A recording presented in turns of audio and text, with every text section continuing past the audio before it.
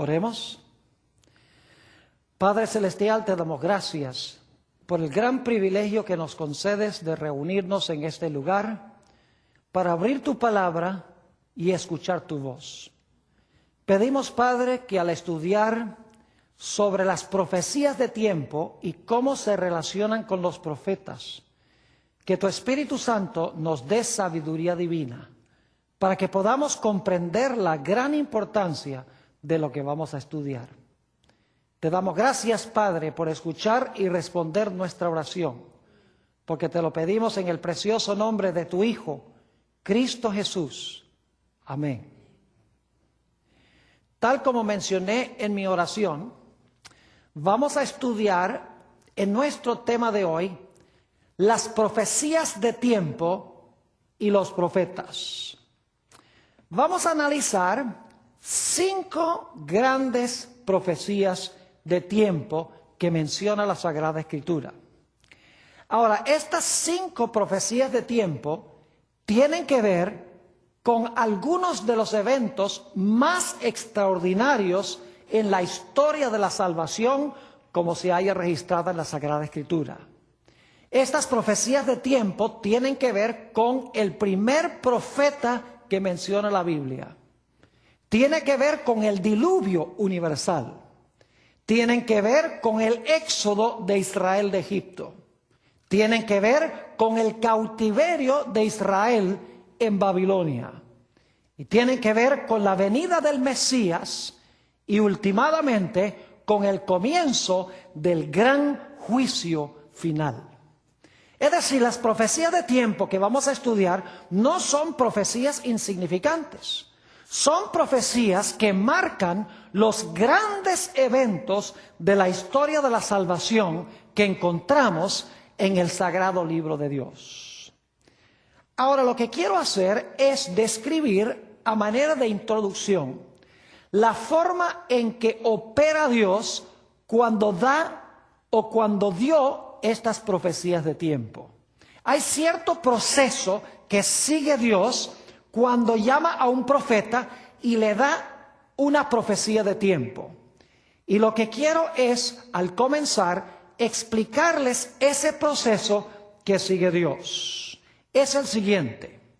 Lo primero que hace Dios es llamar a un profeta.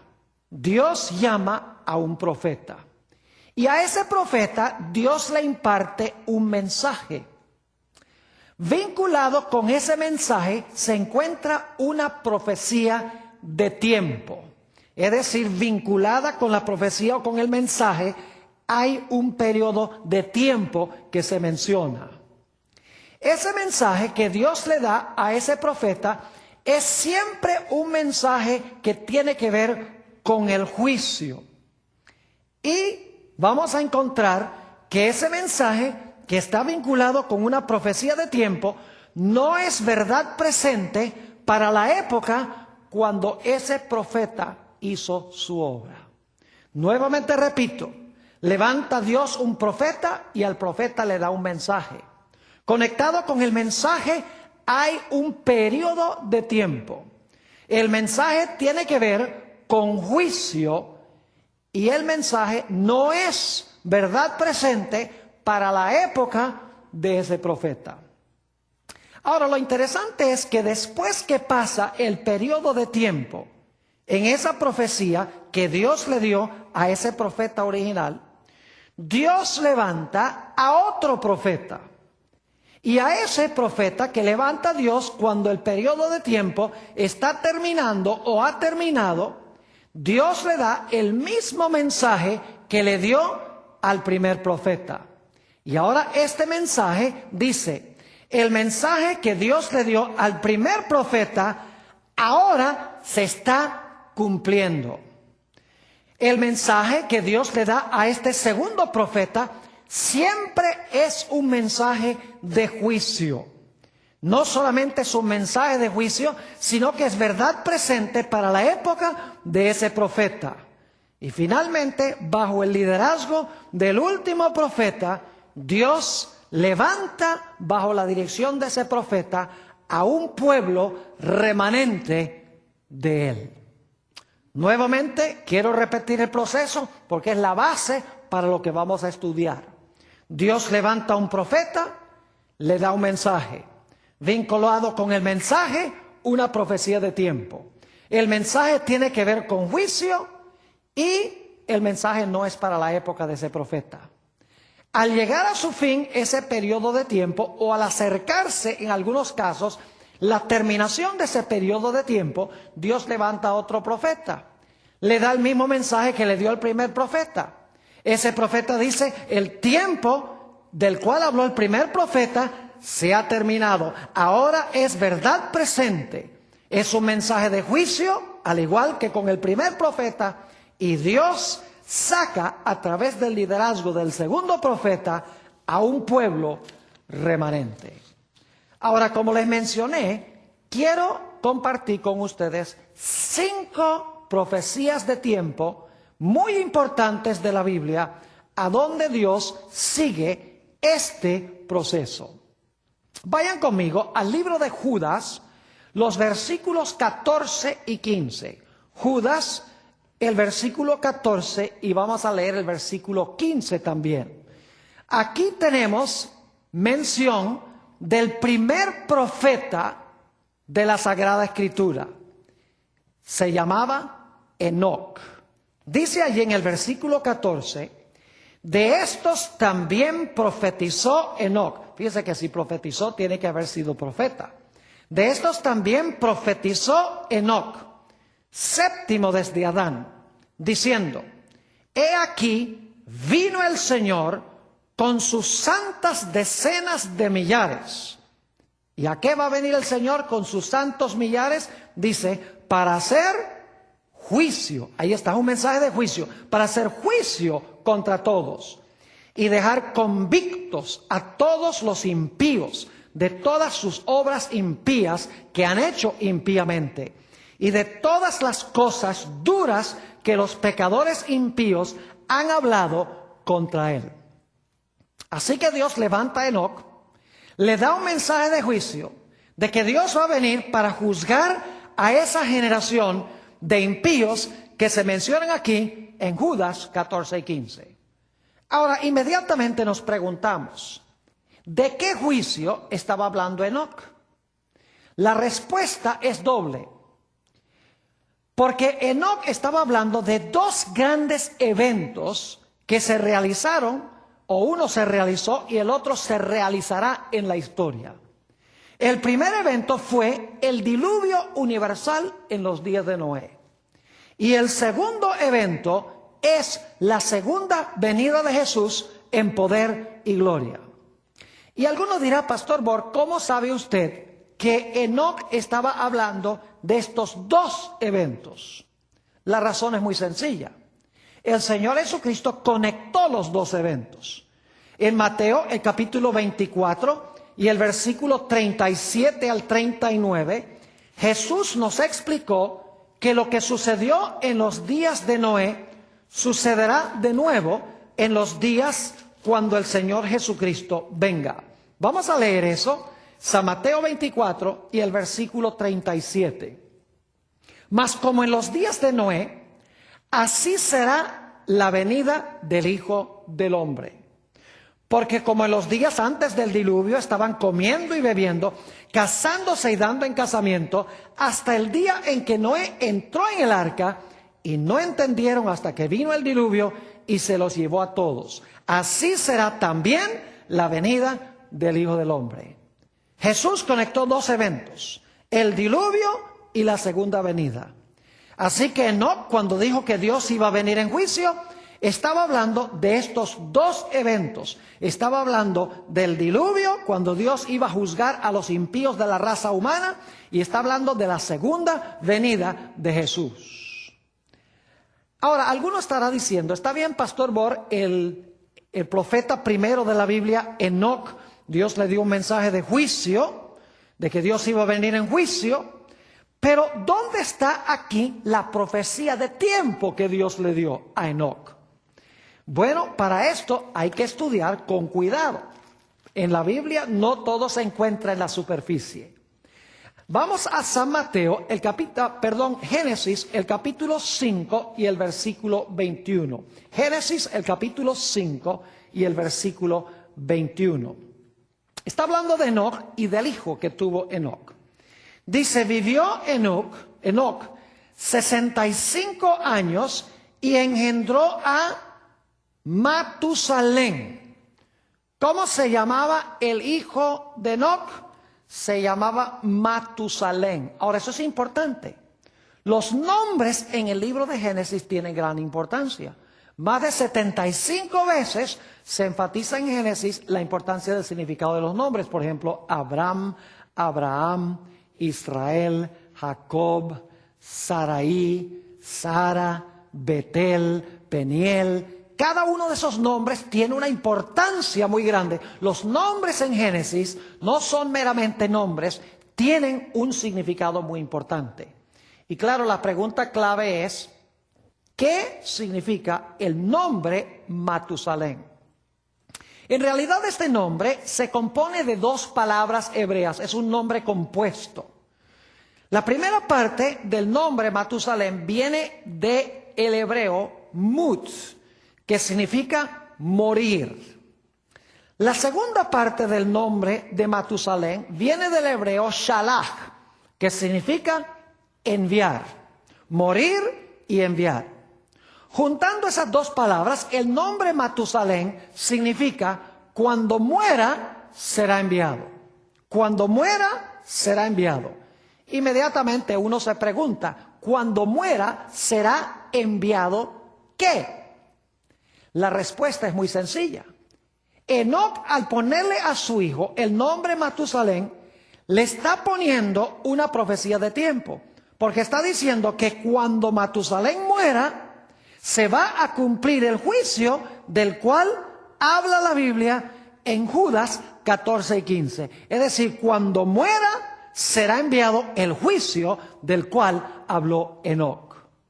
Es decir, que Matusalén iba a morir el mismo año del diluvio. Y alguna persona dice, pastor, ¿usted tiene alguna forma de comprobar que Matusalén murió el año del diluvio? Bueno, no les estaría diciendo esto si no tuviera evidencia bíblica. En primer lugar, quiero mencionar que la tradición judía, que no la aceptamos como absoluta, pero la tradición judía explica que Matusalén murió 10 días antes del diluvio. Es decir, murió el año del diluvio 10 días antes. Ahora, la Biblia no dice 10 días antes, pero les voy a comprobar que la Biblia sí enseña que Matusalén murió el año del diluvio. Cuando muera, el juicio del diluvio será enviado. Note lo que dice en Génesis el capítulo 5 y el versículo 25. Génesis 5 y el versículo 25. Dice allí, vivió Matusalén 187 años y engendró a Lamec. Quiero que anoten 187. Muy importante, desde que Matusalén nació hasta que tuvo a Lamec, vivió 187 años. Ahora, vamos al versículo 28. Dice, vivió Lamec desde cuando él nació 182 años y engendró un hijo. Y ese hijo se llamaba Noé. Así que tienen que sumarle a 187, 182.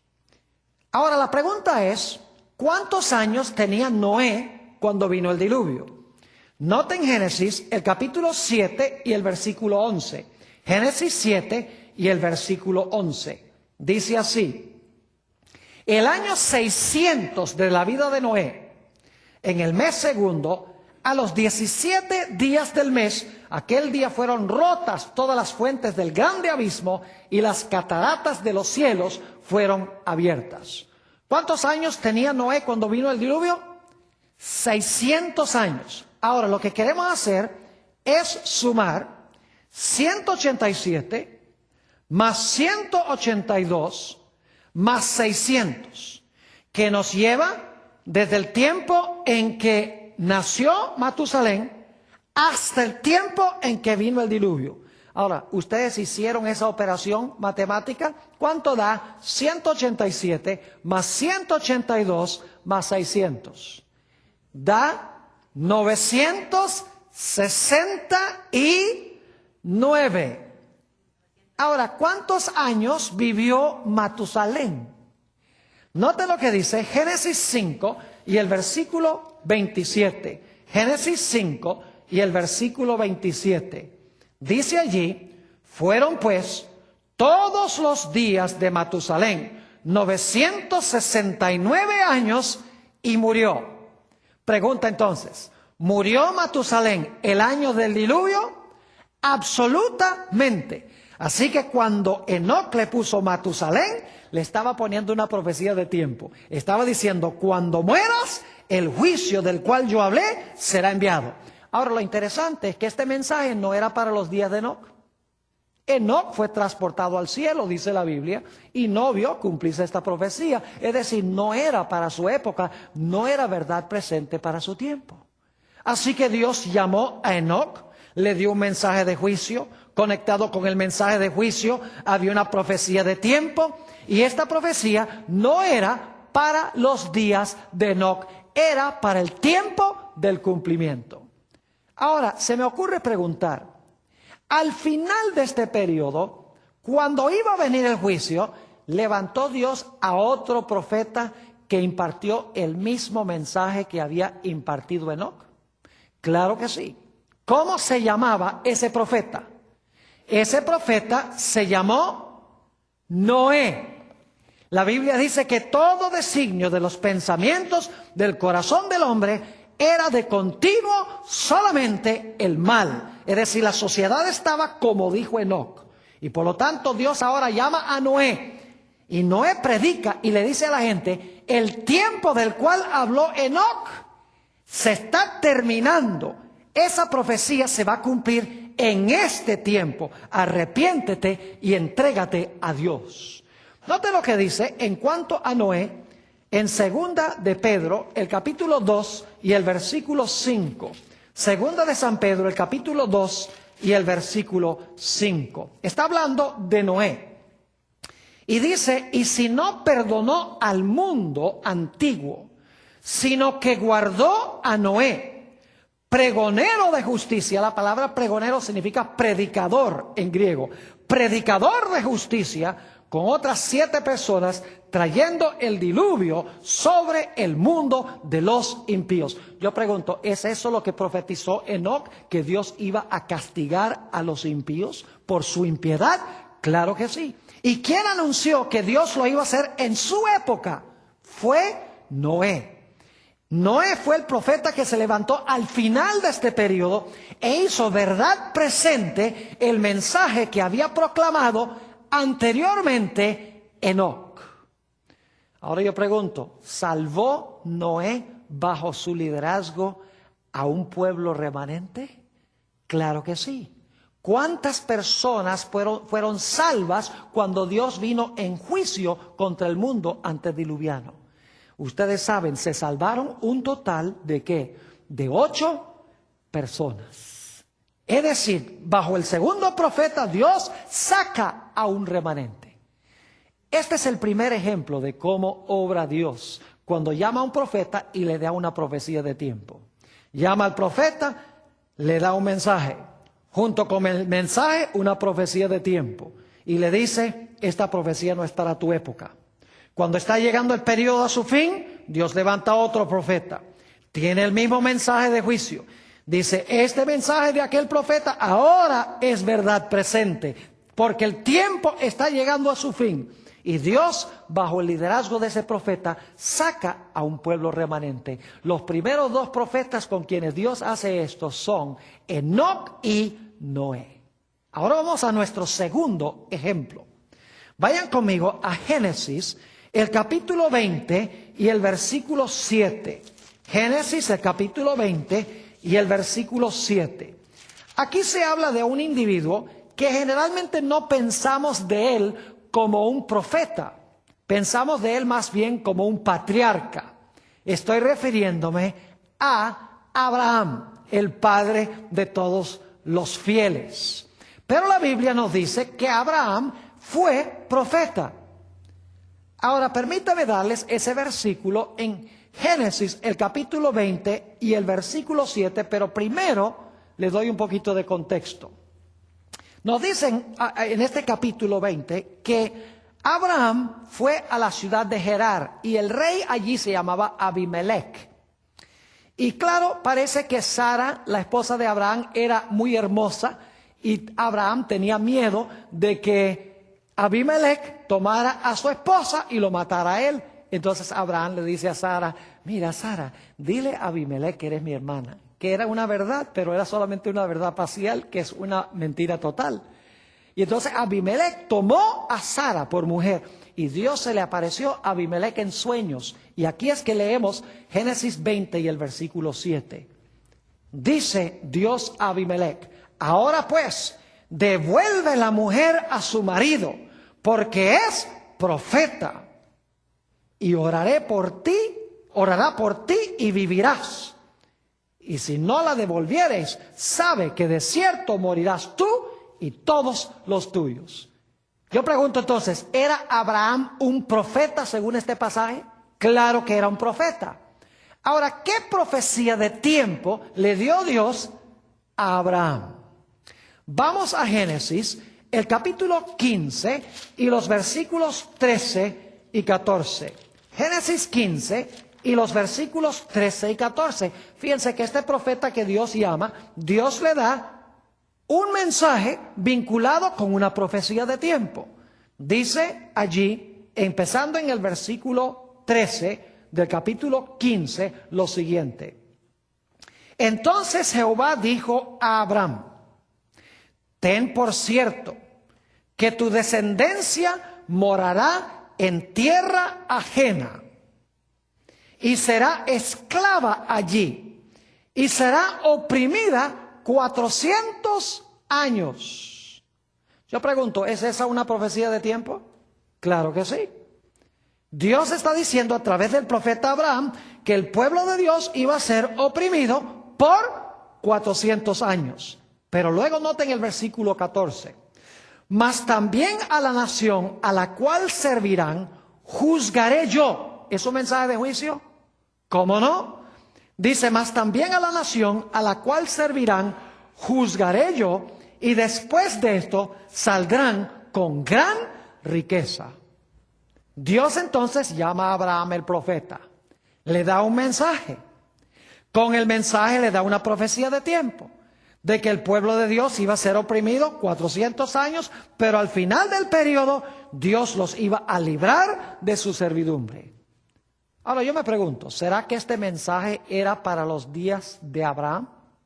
No. En realidad esto no era verdad presente para el tiempo de Abraham. Note lo que dice Génesis, el capítulo 15 y el versículo 15. Dice Dios a Abraham: y tú vendrás a tus padres en paz y serás sepultado en buena vejez. Es decir, tú vas a morir, tú vas a descansar en paz, y esta profecía no se aplica a ti. Te vas a poner viejo y en tus días no se va a cumplir esta profecía. Ahora yo pregunto, cuando los 400 años llegaron a su final, ¿levantó Dios a otro profeta para hacer verdad presente esta profecía? Claro que sí. ¿Cómo se llamaba ese profeta? Se llamaba Moisés, exactamente. Generalmente no pensamos de Moisés como profeta. Pensamos de Moisés como el gran líder de Israel, el líder del Éxodo. Pero la Biblia nos dice que Moisés fue un profeta. Vamos a notarlo en el libro de Oseas, el capítulo 12 y el versículo 13. Oseas, el capítulo 12 y el versículo 13. Está hablando de la liberación de Israel de Egipto. Y dice aquí: y por un profeta Jehová hizo subir a Israel de Egipto, y por un profeta fue guardado. Noten entonces que Moisés fue el gran profeta que dirigió al pueblo de Israel en su éxodo de Egipto. Yo pregunto entonces, Moisés hizo verdad presente el mensaje que había dado Abraham mucho antes que esto, en cuanto a los 400 años. Claro que sí. Es más, en Éxodo 12, 40 y 41, fíjense cómo opera Dios en forma maravillosa. Nos dice ahí en Éxodo 12 que el mismo día en que se cumplió esta profecía que Dios le dio a Abraham, Dios a través de Moisés libró al pueblo de Israel de Egipto. A través de la obra de Moisés, este segundo profeta. Ahora yo pregunto, ¿Moisés salvó o sacó a un remanente bajo su liderazgo? Claro que sí. ¿Quiénes fueron? El pueblo de Israel fue salvado bajo el liderazgo de Moisés. Así que encontramos el mismo proceso. Dios llama a un profeta, le da un mensaje, lo conecta con una profecía de tiempo, le dice, esto no es para tu época. Pasa el periodo de tiempo, cuando llega a su final o está llegando a su final, Dios levanta a otro profeta, le da el mismo mensaje. Dice, el tiempo se ha cumplido. Esto es verdad presente para esta época. Dios viene en juicio y Dios salva a un pueblo remanente. Ahora queremos ir a nuestro tercer ejemplo de la Sagrada Escritura. Vayan conmigo al libro de Jeremías, el capítulo 25.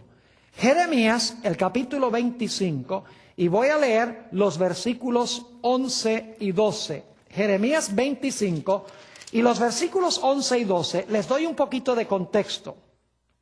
El pueblo de Israel, después que salió de Egipto y se estableció en Canaán, constantemente apostató contra Dios. Y por lo tanto Dios dijo, los voy a llevar cautivos a Babilonia para que queden curados de la idolatría.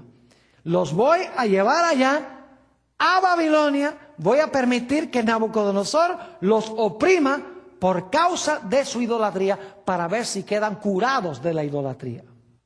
Ahora noten Jeremías, el capítulo 25 y los versículos 11 y 12. Dios está profetizando lo que va a suceder con su pueblo.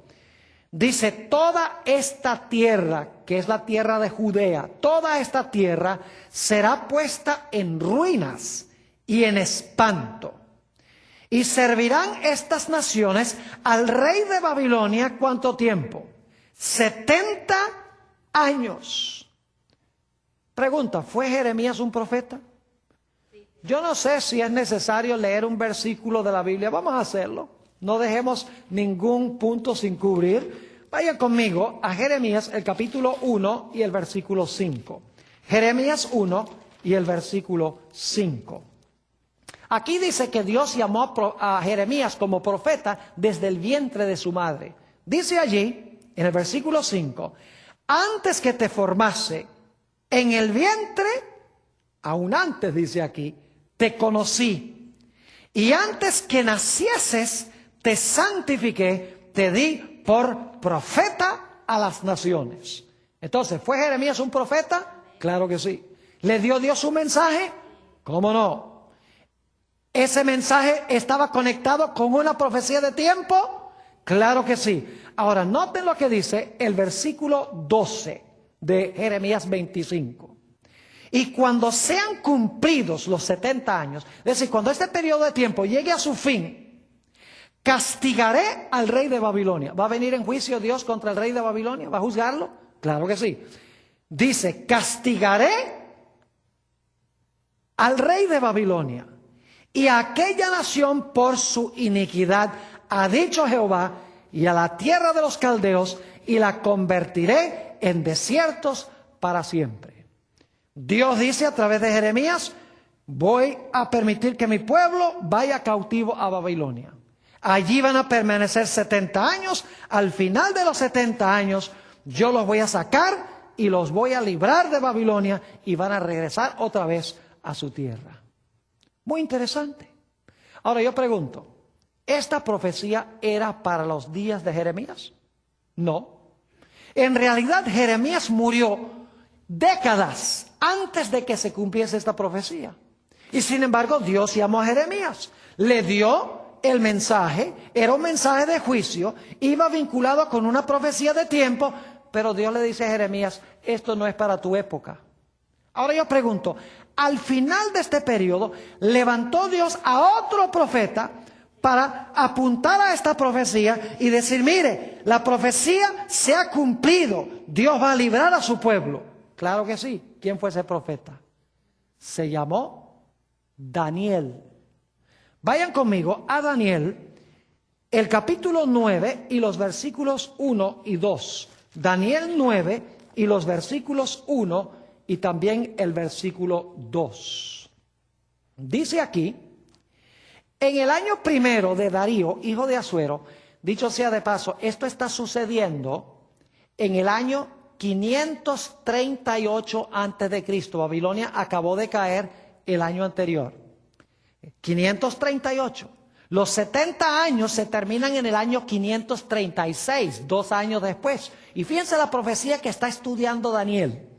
Dice, en el año primero de Darío, hijo de Asuero, de la nación de los Medos, que vino a ser rey sobre el reino de los caldeos, en el año primero de su reinado, yo, Daniel, miré atentamente en los libros el número de los años de que habló Jehová al profeta Jeremías, que habían de cumplirse las desolaciones de Jerusalén en 70 años. ¿Qué está estudiando Daniel al final de este periodo? La profecía de los 70 años, porque él tiene que dirigir al pueblo de Dios en su éxodo de Babilonia, como Moisés había dirigido a Israel en su éxodo de Egipto. Es decir, que Daniel hace de esta profecía de los 70 años verdad presente. Él dice, ahora Dios ha juzgado a Babilonia, Dios va a cumplir lo que dijo, nos va a sacar de Babilonia y nos va a llevar a nuestra tierra cuando terminen los 70 años. Y saben que 2 años después, según Esdras, el capítulo 1 y el versículo 1 al 4, Ciro dio un decreto de que el pueblo de Israel debía nuevamente regresar a Jerusalén para reedificar el templo de Jehová. Es decir, que el profeta que hizo verdad presente esta profecía de Jeremías fue Daniel. Y yo pregunto, bajo el liderazgo de Daniel, ¿salvó y sacó Dios de Babilonia a un remanente? Claro que sí. El pueblo de Israel, Dios lo sacó y lo llevó otra vez a su tierra. Regresaron 50,000 personas que habían estado cautivas en Babilonia. Ese es nuestro tercer ejemplo. Fíjense cómo Dios obra matemáticamente en este asunto. Vamos al cuarto ejemplo. Hay otra profecía en el libro de Daniel que es muy importante. Se conoce como la profecía de las 70 semanas. ¿Han oído hablar de la profecía de las 70 semanas? Ahora, yo no voy a leer el pasaje, les voy a dar la referencia. Se encuentra en Daniel 9 y los versículos 24 al 27. Lo que quiero subrayar es esto, que esa profecía apunta a 3 grandes eventos en la vida del Mesías. En primer lugar, esa profecía dice que después de las primeras 69 semanas, que son 483 años, iba a ser ungido el que iba a ser el Mesías. Y esa es una redundancia porque la palabra Mesías significa ungido. Es decir, se iba a ungir al que Dios había escogido para salvar a su pueblo. Es decir, que hacia el final de este periodo, durante la última semana de las 70, iban a pasar 3 cosas. Número 1, el ungimiento del Mesías. En segundo lugar, se enfatiza que a la mitad de esa última semana, es decir, después de los primeros 3 años y medio de esa semana número 70, se le iba a quitar la vida al Mesías. Dice que sería cortado. Y dice que causaría que los sacrificios y las ofrendas cesaran. Es decir, las ofrendas ya no iban a tener ningún significado, ninguna trascendencia. Y luego, el último evento es, por el rechazo del pueblo, del Mesías, la puerta de la gracia se iba a cerrar para la nación judía al terminar las 70 semanas. Eso sería en el año 34. Es decir, la última semana, exactamente como dice aquí, el Mesías iba a ser ungido, el Mesías durante esa semana iba a morir y durante esa semana se iba a cerrar la puerta de la gracia para la nación judía. Ahora yo pregunto, ¿este mensaje era verdad presente para los días de Daniel? No, porque esta es una profecía de 490 años. Los primeros 483 años iban a pasar 69 semanas, luego iba a venir la última semana. Daniel había muerto centenares de años antes de que se cumpliera esta profecía con el Mesías. Es decir, Dios le dio este mensaje a Daniel en cuanto a lo que iba a suceder al final de esta profecía, pero esa profecía no era para los días de Daniel. Ahora yo pregunto, ¿este mensaje que Dios le dio a Daniel era un mensaje de juicio? Sí. Claro que sí. ¿Por qué fue castigado el Señor Jesucristo? ¿Por qué murió el Señor Jesucristo? Fue juzgado por su Padre porque Él estaba cargando nuestros, ¿qué? Nuestros pecados. Y yo pregunto, cuando vino a Roma contra la ciudad de Jerusalén, ¿fue un juicio de Dios contra Jerusalén por haber rechazado al Mesías? Claro que sí. Es decir, que el mensaje que Dios le dio a Daniel era un mensaje de juicio. Era un mensaje conectado con una profecía de tiempo y no era para su época. Ahora yo pregunto, al final de este periodo, hacia el final de este periodo, ¿levantó Dios a otro profeta que hizo verdad presente esta profecía? Claro que sí. ¿Cómo se llamó ese profeta? Se llamó Juan el Bautista. Vamos a anotarlo. Juan, el capítulo 1, el Evangelio según San Juan, el capítulo 1, y vamos a leer el versículo 29. Juan 1 y el versículo 29. Dicho sea de paso, ¿quién fue el que bautizó a Jesús? Juan el Bautista fue el que bautizó a Jesús, ¿verdad que sí? ¿Fue Jesús ungido cuando fue bautizado? Claro que sí. ¿Qué cayó sobre Jesús cuando él fue bautizado? El Espíritu Santo en forma de paloma, es decir, fue ungido por el Espíritu Santo. Por eso cuando Jesús inmediatamente después de ser bautizado, según Lucas 4, comenzó su ministerio en Nazaret y dice, el Espíritu de Dios es sobre mí y me ha ungido.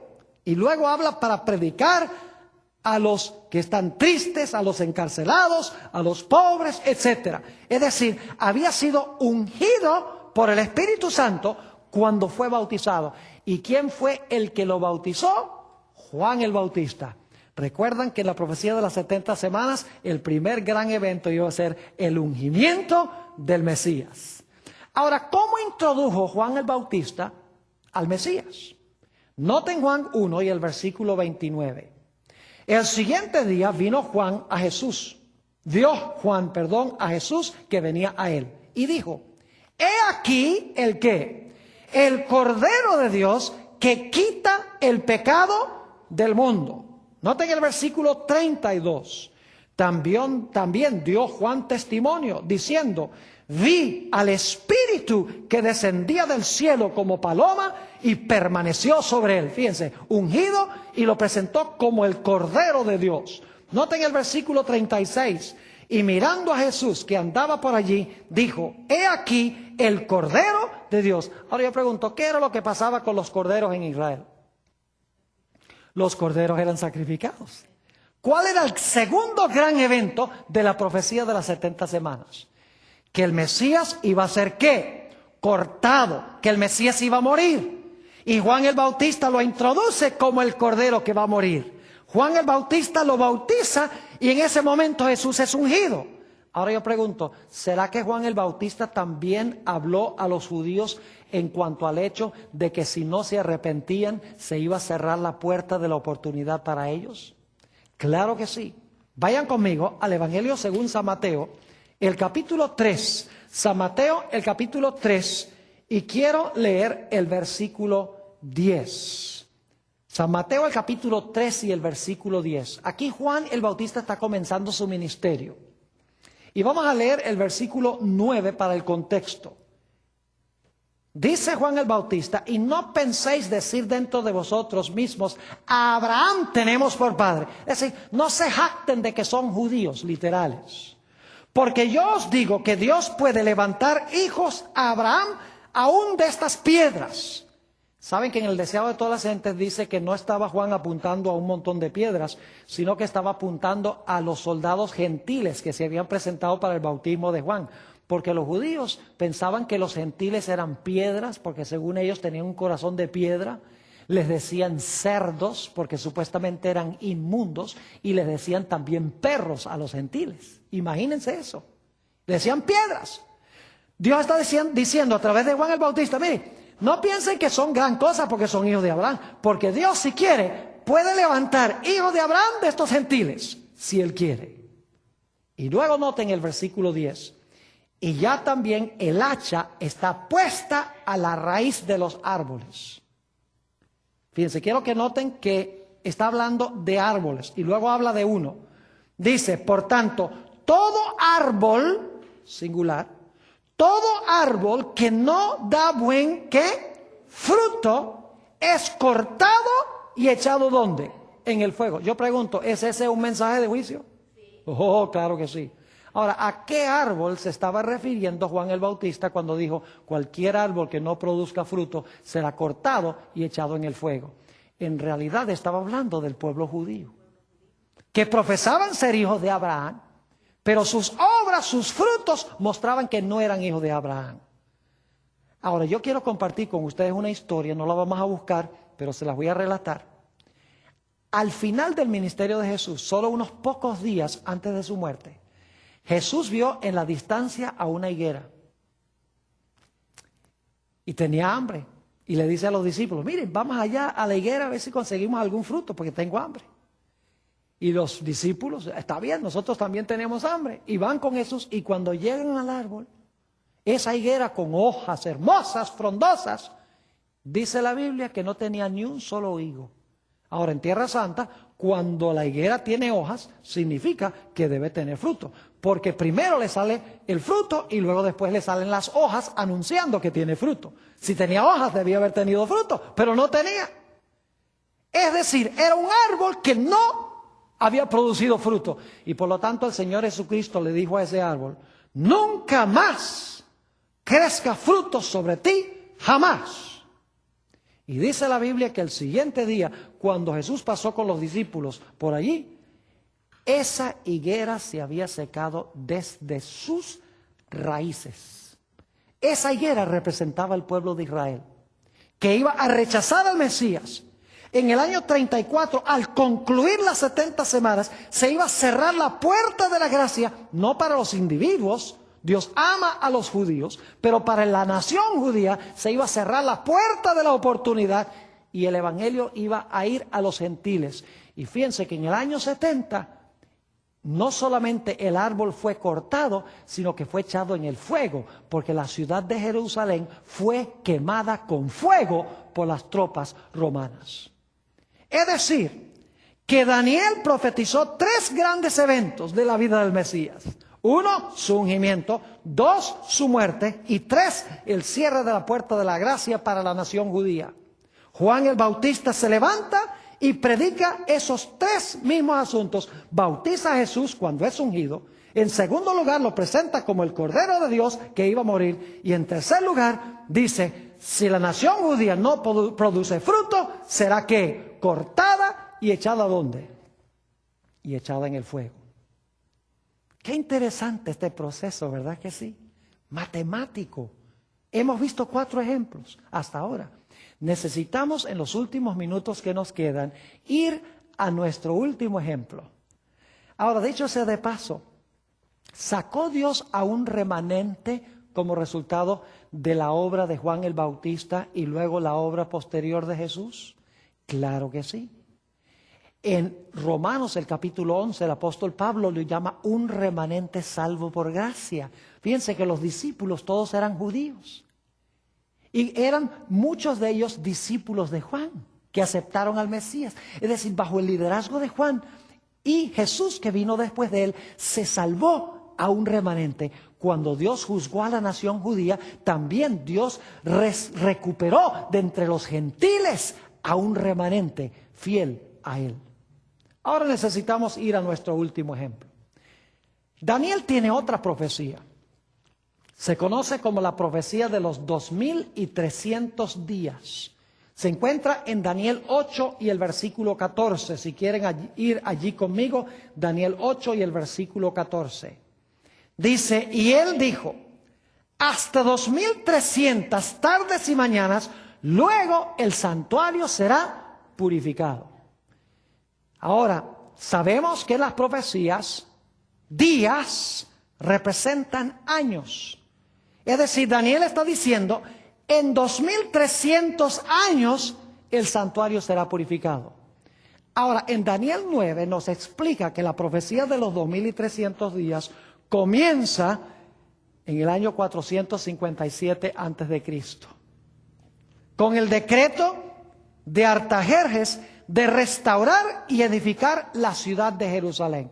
Ahí comienza la profecía de los 2300 días, es decir, las 70 semanas son la primera parte de la profecía de los 2300 días. Los 490 años de las 70 semanas son la primera porción de los 2300 días. Es decir, lo único que tenemos que hacer es empezar en el año 457 e ir hacia adelante 2300 años y vamos a llegar a la fecha de la purificación del santuario.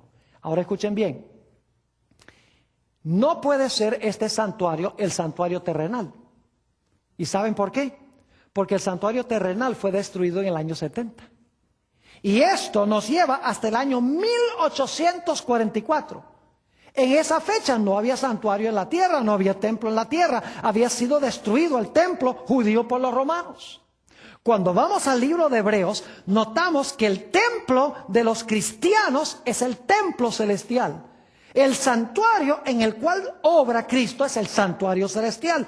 Así que en 1844, cuando dice que el santuario será purificado, significa que se iba a realizar una obra de juicio como la que sucedía en el día de expiación en Levítico el capítulo 16. Cuando todos los pecados que habían entrado al santuario durante el transcurso del año, una vez al año, al final del año, el santuario era purificado de esos pecados. Y eso representaba el gran juicio, porque se separaba a los justos de los injustos. Ahora yo pregunto, ¿esta profecía era para los días de Daniel? No. Noten Daniel el capítulo 12 y el versículo 4. Hablando de esta profecía de los 2300 días, Daniel 12 y el versículo 4, Dios le dice a Daniel, pero tú, Daniel, cierra las palabras y sella el libro. Es decir, esto no es para tu época, sella el libro, cierra el libro, séllalo. Y luego dice, hasta el tiempo del fin. Es decir, en el tiempo del fin se iba a quitar el sello. Muchos correrán de aquí para allá y la ciencia se aumentará. Es decir, el libro de Daniel no era para la época de Daniel, especialmente la parte que tiene que ver con los 2300 días, no era para los días de Daniel. Se iba a cumplir milenios antes o después de lo que había dicho Dios al profeta Daniel. Noten también el versículo 9 de Daniel 12. Dios le está hablando. Él respondió, anda Daniel, pues estas palabras están cerradas y selladas ¿hasta cuándo? Hasta el tiempo del fin. Es decir, esta profecía de los 2300 días no es para tu época. Ahora se me ocurre hacer esta pregunta. ¿Creen ustedes que al final de este periodo de tiempo Dios iba a levantar a otro profeta para hacer verdad presente el mensaje de Daniel 8:14? ¿Creen ustedes que alrededor del año 1844 Dios iba a levantar una voz profética que dijera la profecía de la cual habló Daniel, de un juicio, de la purificación del santuario, ahora se está cumpliendo? Se me ocurre hacer esa pregunta. ¿Creen que sí? Pues claro que sí. En todos los otros casos funcionó el mismo proceso. Esperaríamos entonces que en 1844 levantaría Dios a un profeta que predicaría el mismo mensaje que predicó Daniel en cuanto a los 2300 días, que iba a explicar lo que es la purificación del santuario, que iba a hablar sobre el inicio del juicio en el santuario. Eso esperaríamos. ¿Saben lo que es extraordinario? En diciembre del año 1844, después de lo que se conoce como el Gran Chasco, cuando Jesús no vino, estaban esperando que Jesús viniera a purificar el mundo, creían que este mundo era el santuario, aunque la Biblia no dice que el mundo es el santuario. Y quedaron chasqueados porque Jesús no vino. Los pioneros empezaron a estudiar las profecías después de esto y se dieron cuenta que el santuario no era el terrenal, sino el celestial. Y que la purificación del santuario no era la segunda venida, sino que era el comienzo del juicio en ese santuario celestial. Y Dios levantó a una persona para explicar lo que había pasado en 1844 para que la gente pudiera recibir ánimo y aliento. Diciembre de 1844, Dios levantó a una mujer llamada Elena G. de White. ¿Y sabe lo que es interesante? Ella podría haber hablado de muchas cosas. Podría haber hablado de la Trinidad, podría haber hablado primero de la salud, podría haber hablado primero del sábado, podría haber hablado primero de lo que pasa cuando una persona muere, podría haber hablado de muchas doctrinas bíblicas. Pero saben que si ustedes miran las primeras visiones que ella tuvo, se encuentran en el libro Primeros Escritos. Lo interesante es que ella se enfoca en lo que pasó en 1844. Quiere explicar por qué la gente quedó chasqueada y cómo Jesús inició el juicio en el santuario celestial en 1844. E inmediatamente uno se pregunta, ¿y por qué habló de eso? ¿Por qué no habló de otras cosas? La razón es muy sencilla. Para ser el verdadero profeta, necesitaba hablar sobre el mismo tema del cual habló Daniel. Sobre los 2300 días tenía que ser su predicación. Y ese fue el tema central de la predicación de Elena White al principio de su ministerio. Fue explicar la purificación del santuario y la razón del gran chasco. Ahora, ¿saben algo interesantísimo? Elena G. de White, Dios la usó para rescatar a un remanente de todas las iglesias cuando Dios comenzó este juicio. ¡Qué interesante! Se conoce como la Iglesia Adventista del Séptimo Día. La iglesia que cree que el juicio comenzó en el año 1844 y que mientras que Jesús purifica el santuario allá, el Espíritu Santo quiere purificar el santuario de nuestra vida acá. Ese es el propósito de los escritos de ella. Es hablar de la necesidad de purificación del templo del alma mientras Jesús purifica el santuario celestial del registro del pecado. Ahora, ¿saben algo interesante? Alrededor de esta fecha se levantaron muchos diferentes movimientos en esa misma región que se conoce como Nueva Inglaterra. Les comparto esto. Durante este mismo periodo, alrededor de este tiempo de 1844, se levantó la iglesia que se conoce como Ciencia Cristiana, Christian Science, con su profetisa Mary Baker Eddy. Durante este periodo, aproximadamente, se levantaron también los mormones, con su profeta José Smith. Durante este tiempo se levantó lo que se conoce como la teosofía. Hoy le decimos la nueva era. La teología de la nueva era comenzó en esa época con una campeona que se llamaba Elena Blavatsky. Durante este periodo se levantó también la fe de los Bahá'í, que es como una religión combinada de cristiana y musulmana. Interesante, se originó la religión de Bahá'í bajo su fundador, que profesaba ser profeta, Abdul Baha. Durante este tiempo se levantó el espiritismo moderno, primero con un hombre que se llamó Andrew Jackson Davis y luego con las hermanas Fox de la ciudad de Rochester, 1844 a 48 durante esa época. Durante este tiempo se levantó el pentecostalismo moderno con una mujer que se llama Margarita MacDonald. Durante este tiempo aproximado se levantaron los testigos de Jehová. Durante este tiempo se levantó Charles Darwin con su filosofía del evolucionismo.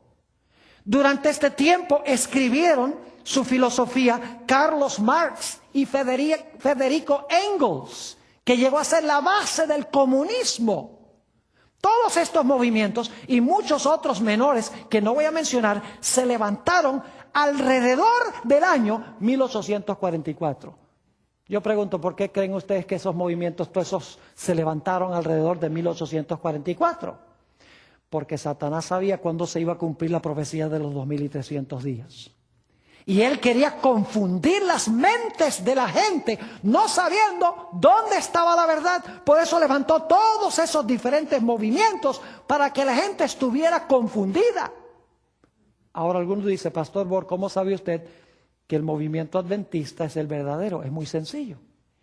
Elena G. de White fue la única que habló sobre la profecía de los 2300 días.